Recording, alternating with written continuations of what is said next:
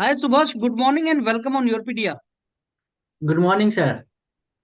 And Subhash, let me congratulate you for your selection in Satluj Jal Vidyut Nigam Limited (SJVNL). Thank you sir.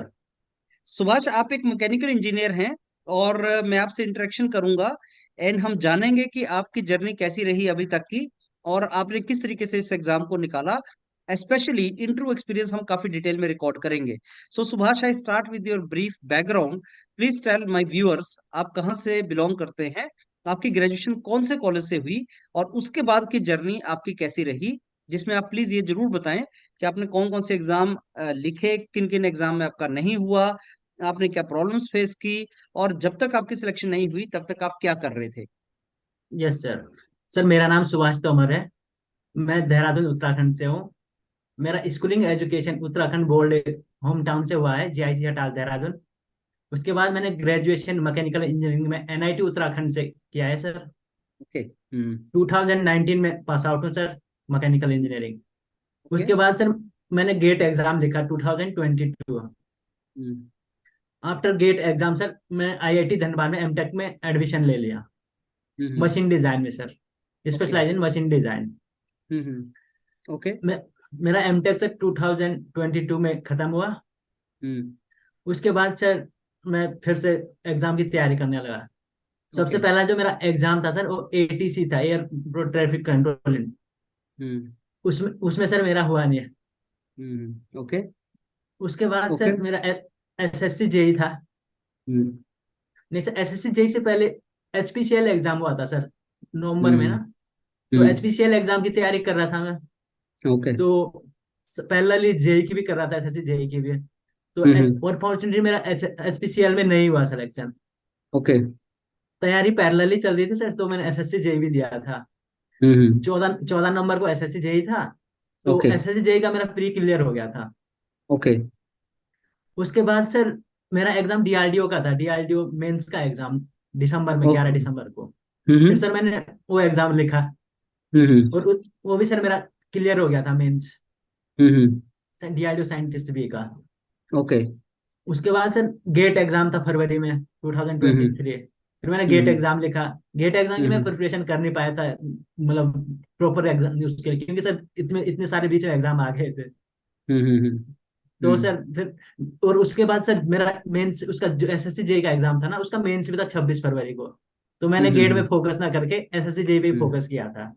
तो हम्म। 26 को मैंने SSC JE लिखा, mains. लग रहा हम्म। था कि हो जाएगा, एसएससी जेई में पेपर भी अच्छा हुआ था। लेकिन सर इस हम्म। बार सिचुएशन इतनी भयंकर हुई मैकेनिकल में, हम्म। तो 36 से बच्चे लिए सर।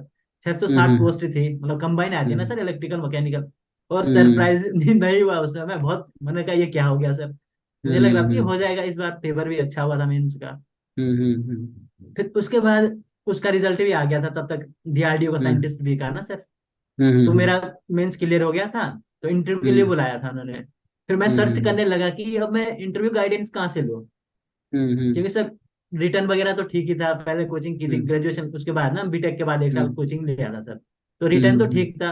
अब मुझे लगा कि अब हम्म। मुझे जरूरत है उसकी गाइडेंस, इंटरव्यू गाइडेंस के। फिर ढूंढने हम्म। लगा। ढूंढते ढूंढते फिर सर मेरे को मिला यूरोपीडिया। हम्म। फिर फिर सर मैंने मार्च में ज्वाइन कर लिया था यूरोपीडिया को। हम्म। फिर सर ओके। आपने जितने भी सारे सर लेक्चर्स उसमें डाले हैं, वीडियोस डाले हैं, हम्म। मैराथन, हम्म। सारी एक एक हम्म। करके मैंने देख डाले और नोट्स भी हाँ। बनाए साथ साथ में। ओके। मजा आ रहा था देखने में, मजा आ रहा था, और नोट्स बनते गए साथ साथ में, तैयारी भी होते रही। फिर आपको उसके अच्छे लगे? बाद, ये सर, आपको बहुत से अच्छे लगे? बहुत से ब्रीफली सर, सब्जेक्ट तो नॉलेज पढ़ाई था, लेकिन ब्रीफली किस तरह से क्वेश्चन फ्रेम किए जाते हैं वो सब सर, मजा आया पढ़ के सर। हम्म। फिर ओके। उसी से फिर मैं मॉक इंटरव्यू देने लगा उसके हम्म। हम्म। यूरोपीडिया में। तो विशाल हम्म। सर और एक फ्लूट हम्म। के सर है, याद नाम मुझे याद नहीं है उनका, हम्म। सरदार सरदार आई थिंक। तो उनसे ओके। भी मतलब काफी इंटरेक्शन हुआ, फ्लूट, थर्मो और हम्म। एचएमटी वगैरह सब सब्जेक्ट में। और फिर मॉक भी दिए थे मैंने 2। अब मॉक इंटरव्यू हम्म। में मनीष सर, गौरव सर, उन सबसे काफी हम्म। इंटरेक्शन हुआ। तो सर लोग कह रहे हम्म। थे डीआरडीओ के इंटरव्यू के लिए कि बेटा तुम्हारा कॉन्फिडेंस लेवल भी अच्छा है और हम्म। नॉलेज भी ठीक ही है, बस तुम अपना बेस्ट दे के आना वहां पे, जो भी तुम्हारा जितना है। फिर उस तरीके से हम्म। जर्नी चलती रही। फिर मेरा जो हम्म। डीआरडीओ का इंटरव्यू था साइंटिस्ट भी का, वो था 17 में।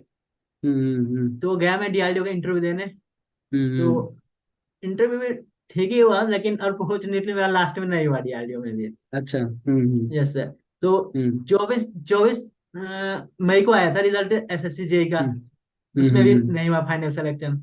और फिर हम्म 8 को आया डीआरडीओ का, उसमें भी नहीं हुआ फाइनल सिलेक्शन जून में। और मैं हम्म थोड़ा हम्म डिप्रेशन में चला गया, मैं कहा, क्या हम्म हो रहा है ये हम्म सब, इतना करके पूरी एक साल की हम्म मेहनत बर्बाद हो गई मेरी। हम्म लेकिन उससे हम्म पहले 1 जून को मेरा वो आया था एसजेवीएन का इंटरव्यू कॉल का, वो आया था मैसेज।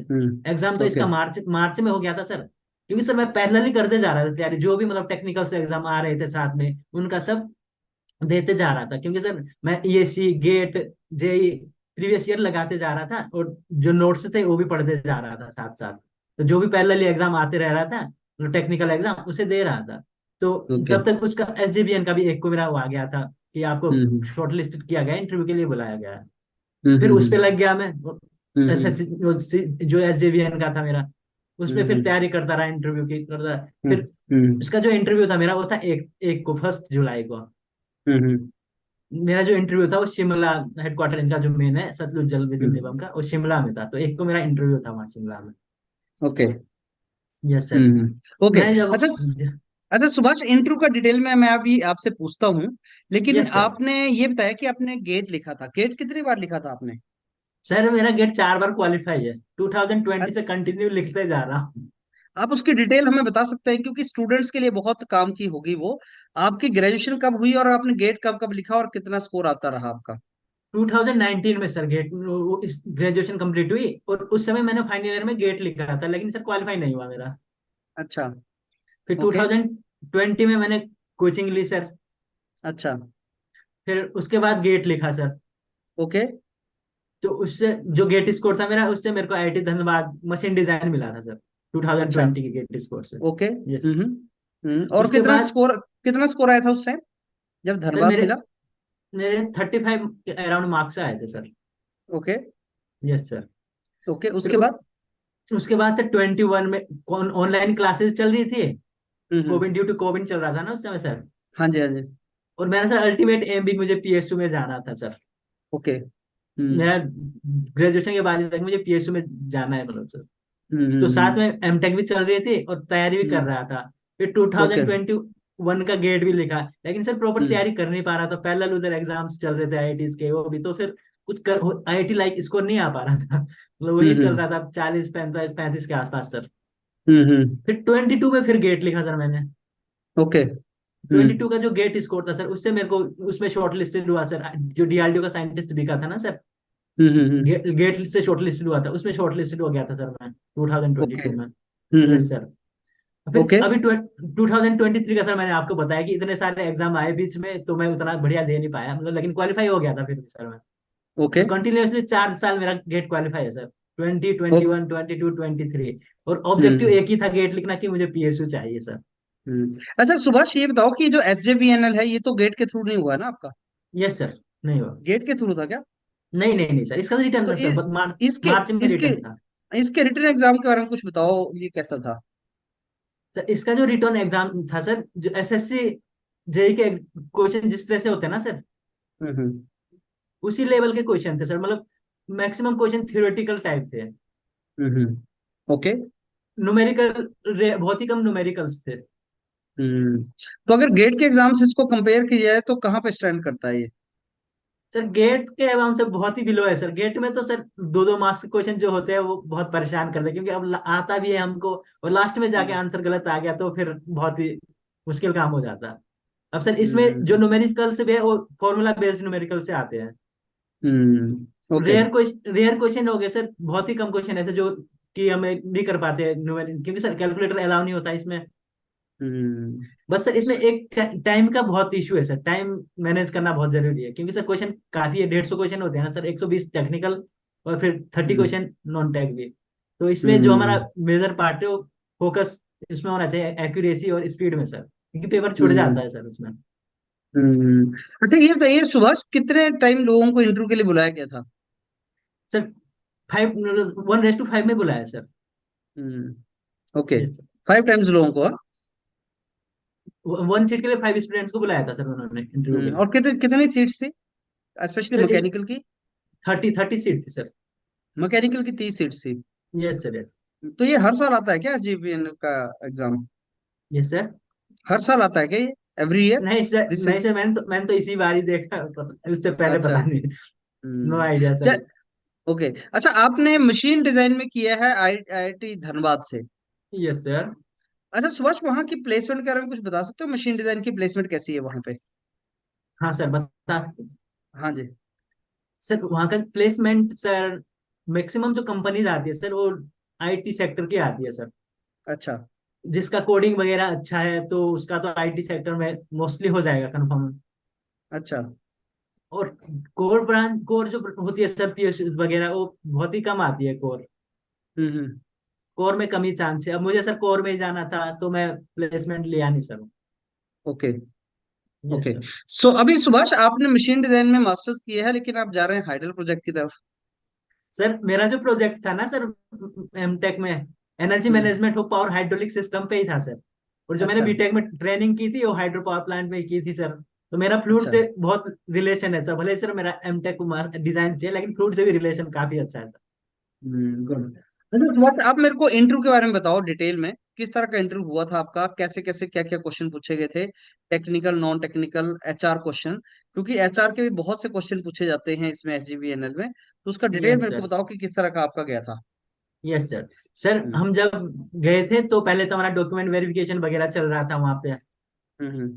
उसके बाद जब डॉक्यूमेंट वेरिफिकेशन हो गया था सबका, फिर हमारे हम्म। को जीडी के लिए बुलाया गया सर। हम्म। एक दिन में 20 मेंबर बुला रहे थे वो, लेकिन सर उस दिन 16 मेंबर प्रेजेंट थे, 4 एब्सेंट थे।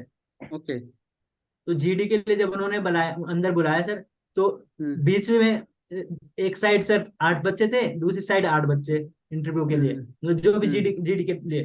और हम्म। सामने पैनल था, 6 मेंबर हम्म। पैनल में थे सर। हम्म। हमारा जो टॉपिक था सर उसका जीडी का, वो था state road do not make skillful drivers. फिर से बोलो। State road, state roads do not make skillful drivers. Okay. Hindi में सर, सीधी सड़क कुशल ड्राइवर नहीं बना सकते। हम्म। हम्म। शुरू के ओके। एक दो, यस सर, हम्म। शुरू के एक मतलब दो मिनट, फिलोसॉफिकल का, yes sir, yes philosophical sir, topic था। यस यस, हम्म। शुरू के 1-2 मिनट तो बच्चे ड्राइवर स्टेट रोड में हम्म। चला सकता है, पहाड़ों में नहीं चला सकता, ये करते रहे 1 मिनट 2 मिनट। फिर बीच बीच में सर रोकना पड़ा उन्हें। वो कह रहे, अरे बेटा जो टॉपिक है पहले उसमें तो आ जाओ आप लोग। क्योंकि सर इसका जो हम्म। लिंक था वो था, मतलब स्ट्रगल कैसे कर रहे हैं लाइफ में, हम कैसे ग्रो करें अपने जो भी सिचुएशन है उन्हें कैसे हैंडल करें, प्रेशर को कैसे हम्म। हैंडल करें, और फेलियर से हम्म। कैसे इंप्रूव करें, उस उससे रिलेटेड टॉपिक था। तो पहले तो हम्म। सभी ऐसे हो रहे थे, मतलब कोई टॉपिक में ही नहीं आ पाया। फिर उन्होंने ये हम्म। बताया, हिंट दिया थोड़ा कि ये है हम्म। टॉपिक आपका। फिर टॉपिक पे हम्म। उन्होंने कहा था कि 15 मिनट आप सब लोग डिस्कस करो हम्म। इस टॉपिक के ऊपर, और उसके बाद जो हम्म। आपके 15 मिनट है उसमें हम एक एक मिनट सबको देंगे कंक्लूजन करने के लिए, कंक्लूड करना है उसको। ओके। हम्म। तो, तो फर्स्ट जो 15 मिनट, तो उसमें अच्छा रहा, मैंने भी काफी परफॉर्मेंस मतलब बढ़िया दिया, क्योंकि मैं मेरा भी जो मतलब मेरे को भी काफी समय मतलब स्ट्रगल से फेस कर ही रहा था, इसमें भी बाहर हो रहा हूँ, इसमें भी बाहर हो, तो मैंने काफी अच्छे से हम्म। बताया उनको। और मैंने हम्म। एग्जाम्पल भी दिया कि जैसे हमारे मिस्टर राहुल गांधी जी भी लड़ रहे हैं काफी टाइम से पीएम बनने के लिए हम्म। सर, वो भी हम्म। स्ट्रगल कर रहे हैं। तो एक मैम थी पैनल में, वो खुश हो गई थी कि अच्छा आप भी ऐसे एग्जाम्पल दे रहे हो, सही एग्जाम्पल। तो हम्म। काफी अच्छा हुआ था मेरा मतलब। फिर उसके बाद हम्म। 1 मिनट उन्होंने दिया, उसमें भी कंक्लूजन भी फिर बढ़िया हुआ था। उसके हम्म। बाद हमारे को वापस भेज दिया, मतलब हम्म। जो भी रूम था हमारा। फिर उसके बाद इंडिविजुअली इंटरव्यू के लिए बुलाया गया पीआई के लिए सर। अच्छा फिर? पीआई कंटिन्यूअसली आते रहे, बच्चे अच्छा, भी आते 20 रहे। 20 लोग, कितने लोग थे आपके जीडी में, कितने लोग थे? सर 16 लोग थे, 4 ऑप्शन थे सर। 16। अच्छा, यस सर। 16 लोग थे। और उसमें पहले तो इंट्रोड्यूस कितने लोगों ने किया? सर इंट्रोड्यूस लगभग सभी ने किया सर, थोड़ा थोड़ा। मतलब सबको चांस दिए क्या इंट्रोड्यूस करने का? नहीं, चांस ही नहीं मिल रहा था सर, खुद अपने आप चांस बनाना पड़ रहा था। मतलब कोई भी अच्छा। रेंडमली बोल रहा था, बीच में काट रहे थे। तो एग्जैक्ट मुझे आइडिया नहीं कि सब लोग बोल नहीं पाए कि नहीं बोल रहा, लेकिन बोल रहे थे काफी लोग। अच्छा, एंड में कंक्लूजन का ऑप्शन सबको दिया उन्होंने? यस सर, 1 मिनट ईच, कोई उसमें काट नहीं अच्छा। सकता था सर। जैसे शुरू में था 15 मिनट, सब बच्चे काट सकते थे एक दूसरे को, अगर कोई बोल नहीं हम्म। पा रहा है, 2 शब्द बोला फिर रुका तो काट दो उसे। अच्छा। लेकिन जो अच्छा। कंक्लूजन था वो प्रॉपर, जितना भी टाइम दिया है आपको उतने टाइम में आपको बोलना है। अगर कोई नहीं बोल पा रहा है तो फिर वो नेक्स्ट फॉरवर्ड। क्योंकि हमें सर हम्म। टैग नंबर दिए गए थे, टैग नंबर 1, टैग नंबर 2, उस तरह से बोलना था कि टैग नंबर 12, मेरा 12 था सर, तो उस तरह टैग नंबर 12 फिर बोलना शुरू करना हम्म। था सर। हम्म। Yes sir. उसके बाद? उसके बाद सर पीआई स्टार्ट हुआ। आधे घंटे बाद। हम्म अब मेरा टैग नंबर 12 था, तो थोड़ा बाद में था सर। हम्म। तो बाहर में ओके। थोड़ा परेशान लग तो रहा था कि अब क्या पूछेंगे, क्या है कैसा है। तो पानी पिए जा रहे थे वहां पे बैठे हुए मतलब वहां पानी रखा हुआ था सर, बोतल्स। तो पानी वगैरह पी रहे थे, मतलब कूल होने के लिए, थोड़ा कूल चिल। फिर। फिर उसके बाद मेरा नंबर आया, 12 12 था, तो मैं आया उसके नंबर में। जब मेरा नंबर आया तो मैं गया। हम्म तो पैनल में 60 मेंबर थे। हम्म एक मैम थी और 5 और थे। तो हम्म। जैसे मैं गया तो उन्होंने बोला कि you can take our seat. मैंने विश किया सर सबको पहले। फिर उन्होंने बोला कि अपनी सीट ले ये लो। जो 6 लोग इंटरव्यू में बैठे हुए थे और जो जीडी में बैठे थे, सेम थे अलग थे? सर सेम थे वो। अच्छा। Yes sir. ओके। मैंने अपनी सीट ली। फिर उसके बाद चेयरमैन सर ने मुझे बताया कि अपने हम्म बारे में थोड़ा बताओ। फिर मैंने अपने बारे में स्टार्ट किया बोलना। हम्म फिर उसके बाद सर चेयरमैन सर ने बताया कि अच्छा सुभाष तोमर हो। मैंने कहा सर जी। फिर उन्होंने बोला कि नरेंद्र तोमर कौन है। उन्होंने मतलब जो हम्म मेरा क्वेश्चन फ्रेम कर दिया, नरेंद्र तोमर जानते हो आप? हम्म फिर मैंने कहा सर हाँ सर, एग्रीकल्चर मिनिस्टर है सेंट्रल गवर्नमेंट में। फिर उन्होंने हम्म कहा ठीक है। फिर उन्होंने दूसरा क्वेश्चन हम्म फ्रेम किया कि ये बताओ कि उत्तराखंड से कोई सेंट्रल गवर्नमेंट में है, मिनिस्ट्री में? हम्म फिर सर मैंने कहा कि सर मिस्टर निशंक थे, लेकिन सर अब रिसेंटली मुझे पता नहीं कोई है या कि नहीं है। तो हम्म इसे रिसेंट का मुझे पता नहीं, लेकिन पहले निशंक थे, वो एजुकेशन मिनिस्टर थे। वो अब नहीं है, हट गए हैं। फिर उन्होंने कहा हम्म ठीक है। फिर उन्होंने अगला क्वेश्चन हम्म फ्रेम किया कि ये बताओ कि उत्तराखंड में सिखों का गुरुद्वारा है फेमस, हम्म किस जगह में है वो? हम्म हम्म फिर पहले उन्होंने बोला कि चार धाम को पता है, वो तो आपको पता होगा, वो हम क्वेश्चन पूछेंगे नहीं, आपको पता है। ये बताओ कि हम्म सिख का जो गुरुद्वारा है उत्तराखंड में वो कहाँ है? वो सर हम्म हेमकुंड साहिब, चमोली में। हम्म फिर सर ये क्वेश्चन हुआ था। फिर उसके बाद हम्म सर उन्होंने ट्रांसफर किया दूसरे सर को, किया आप पूछ लिए। वो हम्म टेक्निकल थे सर। उन्होंने हम्म पूछा कि अच्छा आपका डिजाइन से है। तो उन्होंने बताया हम्म कि जीडी की फुल फॉर्म बता दो मेरे को। हम्म फिर मैंने कहा ज्योमेट्रिक डिजाइन। फिर उन्होंने कहा कि बेटा डिजाइन नहीं, डायमेंशन। मैंने सर ज्योमेट्रिक डिजाइन बोल दिया ना, मतलब ऐसी मुंह पे आगे नहीं गया अच्छा ज्योमेट्रिक डायमेंशन होता है डिजाइन। फिर सर फिर उसके बाद सर ने पूछा कि आपको टॉलरेंस के बारे में पता है? टॉलरेंस बता दो, क्यों देते हैं, क्या क्या। तो मैंने सर उसको डिटेल से बताया कि एग्जैक्ट हम डायमेंशन जो भी हम प्रॉपर बनाते हैं, शार्प डिजाइन हो रही है तो एग्जैक्ट डायमेंशन नहीं बना सकते, तो हमें टॉलरेंस लेना पड़ता है उसमें काफी सारी। फिर उसके बाद सर उन्होंने मुझे पूछा कि गियर रेशियो पता है आपको? गियर रेशियो बता दो। फिर मैंने बता दिया contact length divide cos phi gear ratio. फिर उन्होंने दूसरे सर को ट्रांसफर किया, वो भी टेक्निकल थे। फिर उन्होंने पूछा कि पावर प्लांट जो होता है उसमें जो कोयला ट्रांसफर होता है वो कैसे होता है? फिर मैंने कहा सर कि कन्वेयर बेल्ट से होता है कोयला ट्रांसफर। फिर वो पूछने लगी कन्वेयर बेल्ट में कौन सा गियर लगा रहता है? मैंने कहा सर ये तो पता नहीं कौन सा गियर लगा रहता है, सॉरी सर। फिर उसके बाद उन्होंने दूसरे सर को ट्रांसफर कर दिया। अब दूसरे सर थे, उन्होंने बोला कि अच्छा आप देहरादून से हो? मैंने कहा जी सर। अब ये बताओ देहरादून का नाम देहरादून क्यों पड़ा? फिर मैंने उनको समझाया सर, जो सिख के जो 7वें गुरु थे, उनके जो पुत्र थे वो देहरादून में डेरा डाला था उन्होंने, तो इसलिए देहरादून से देहरादून पड़ गया उनका डेरा से। फिर बोले अच्छा। फिर वो बोले अच्छा आप देहरादून से चक्राता से बिलोंग करते हो? मैंने कहा जी सर। ये बताओ चक्राता में फेमस क्या है? फिर मैंने कहा सर टाइगर फॉल फेमस है वहां पे, काफी हाइट से 50 मीटर के अराउंड उसकी हाइट है, जहाँ से टाइगर मतलब पानी फॉल हो रहा है। फिर बोला अच्छा ठीक है। फिर उसके बाद सर दूसरे सर को ट्रांसफर किया उन्होंने।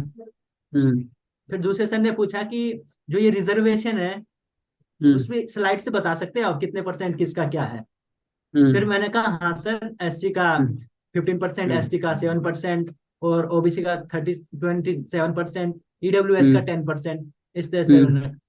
फिर उन्होंने कहा कि जो ईडब्ल्यूएस का जो है रिजर्वेशन, वो मतलब जनरल से लिया जाता है या फिर जो S C S T OBC उससे? मैंने कहा सर जनरल में जो है उसी से लिया जा रहा है ये भी।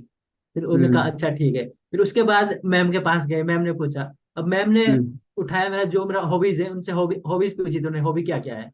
फिर मैंने बताया था मैम क्रिकेट, प्लेइंग क्रिकेट और स्विमिंग, ये सब मैंने बताया था सर। अब मैम ने बताया कि आपका फेवरेट प्लेयर कौन है? मैंने कहा महेंद्र सिंह धोनी। फिर सर एक सर ने कमेंट किया कि ऋषभ पंत भी आपके यहाँ से आते हैं, वो क्यों नहीं?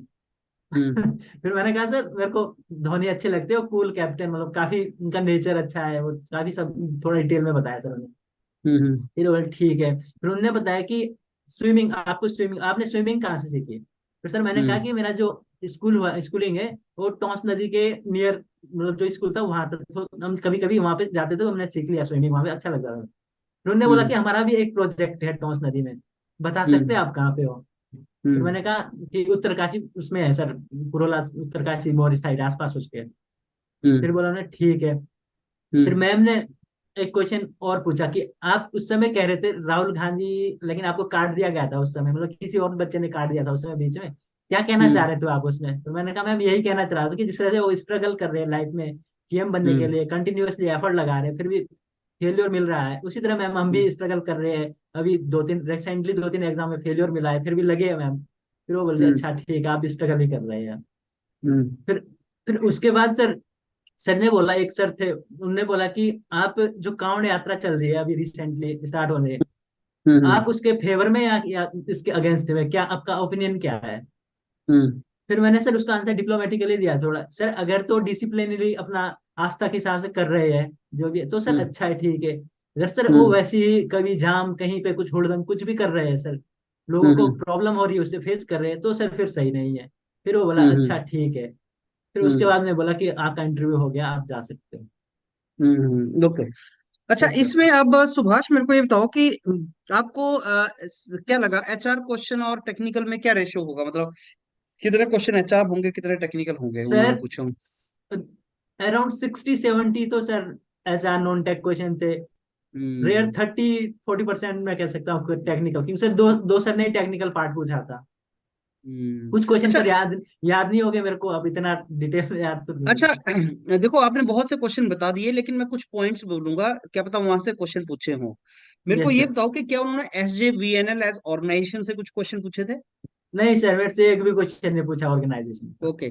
क्या उन्होंने आपका एनआईटी उत्तराखंड से कोई क्वेश्चन पूछा था, आपके कॉलेज से।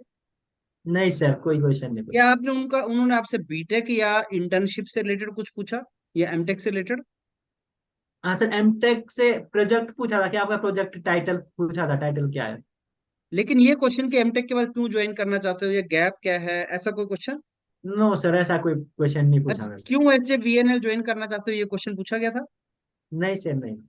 आपका personality, hobbies, interest, strong point, weak point. बस हॉबीज पूछा था सर, हॉबीज। अच्छा। और हॉबीज पे कितने क्वेश्चन आगे पैरेलल पूछे थे फिर उसके बाद। हॉबीज में मैंने प्लेइंग क्रिकेट बोला था तो क्रिकेट से रिलेटेड पूछा, स्विमिंग बोला था, स्विमिंग ने उन्हें अपने प्रोजेक्ट से रिलेटेड क्वेश्चन पूछा टॉस नदी से। अच्छा, करंट से कितने क्वेश्चन पूछे थे, जो करंट में न्यूज चल रही है, ये कुछ ऐसा चल रहा है। सर उससे एक तो कांवड़ यात्रा से रिलेटेड था वो जो कबड्डी रिसेंटली। यात्रा। Yes sir. और सर मुझे हम्म। याद नहीं आ रहा, वो तो पूछा यार देहरादून से याद। रिलेटेड कोई क्वेश्चन, देहरादून से। हाँ सर, देहरादून से एक सर यही पूछा कि देहरादून में देहरादून नाम क्यों पड़ा है इसका। नाम क्यों पड़ा था, हाँ वो। Yes sir. और और एक ये पूछा सर कि चक्राता में जो कौन सा फेमस ट्री है, पेड़ देवदार है सर वहाँ पे फेमस। अच्छा। यस। चक्राता कितने दूर है देहरादून से। सर 70 किलोमीटर आसपास, 70 किलोमीटर। 70 किलोमीटर के आसपास है। Yes sir. ओके। सो सुभाष, अभी ओवरऑल इंटरव्यू आपका कितनी देर चला होगा। Sir 30-25 minute around. आपको क्या चीज लगती है सबसे इम्पोर्टेंट क्या होता है इंटरव्यू के लिए। सर कॉन्फिडेंस बहुत मैटर हम्म। करता है, और कॉन्फिडेंस वो सर। कैसे आता है। सर वो जब प्रैक्टिस करेंगे, मॉक लगाएंगे, उसके विदाउट नहीं एक्चुअली हो सकता सर। अभी क्या हो रहा है कि स्टूडेंट ना तैयारी नहीं करता। आप हैरान होंगे बात जान के कि 70% स्टूडेंट यस पहली सर। बार इंटरव्यू देने जाता है, जब वो जाता है तो बिना प्रैक्टिस के। सर मुझे जो कॉन्फिडेंस से आया वो सर डीआरडीओ का जो इंटरव्यू था उससे बहुत उससे है। कॉन्फिडेंस से आया। क्योंकि सर मैंने 2.5 महीना आपके प्लेटफॉर्म में डीआरडीओ की तैयारी की थी सर। इंटरव्यू हम्म की पूरी ढाई मतलब जो भी आपने अपलोड किए लेक्चर उसमें वो सुनता रहा, फिर नोट्स हम्म बनते रहे और इंटरव्यू भी हम्म देता रहा, मॉक भी देता रहा, उससे जो कॉन्फिडेंस थोड़ा मिला वो काफी हेल्पफुल रहा सर। नहीं तो सर जैसे इंटरव्यू में जाते ऐसे कांपना शुरू कर देते लेकिन सर एक्चुअली। डीआरडीओ हाँ। डीआरडीओ के इंटरव्यू से मेरे को बहुत फायदा मिला, उसकी प्रिपरेशन जो है मेरी, मेरे को जरूरत ही नहीं पड़ी सर एसजेवीएन के लिए ज्यादा मतलब फिर से तैयारी करने की, उसका जो हम्म फ्लो था वो बना हुआ था सर। इसका मतलब ये हुआ कि अगर आप इंटरव्यू देना स्टार्ट कर दें तो कॉन्फिडेंस चढ़ता है, चाहे आपकी सिलेक्शन हो चाहे ना हो, लेकिन आपकी जो प्रैक्टिस होती है वो आपको कहीं ना कहीं और सिलेक्शन दिलवा देती है। यस सर, यही तो हुआ सर मेरे साथ, अब डीआरडीओ में नहीं हुआ तो इसका एडवांटेज यहाँ हाँ। मिल गया एसजेवीएन में। अभी जैसे सुभाष क्या है, आईयूसीएल के इंटरव्यू आने वाले हैं। Yes sir. आईयूसीएल बहुत ज्यादा बच्चों को बुलाता है। और यस ये सर। भी होता है कि भाई साहब आईयूसीएल में इंटरव्यू की वेटेज है 15%, मतलब 85% गेट को वेटेज है। Yes sir. अब कई जो लो स्कोरर बच्चा होता है उसको ये पता होता है शायद कि मेरे को शायद चांस कम है क्योंकि मेरा गेट स्कोर कम है, यस तो सर। वो इंटरव्यू देने तो जाता है लेकिन बिना तैयारी के जाता है। मैं उनको कई बार यस बोलता सर। हूँ कि तुम पूरी तैयारी करके जाओ, क्योंकि पहली बात तो अगर तुम तैयारी करके जाओगे तो शायद तुम्हारी सिलेक्शन ही हो जाए, नंबर वन।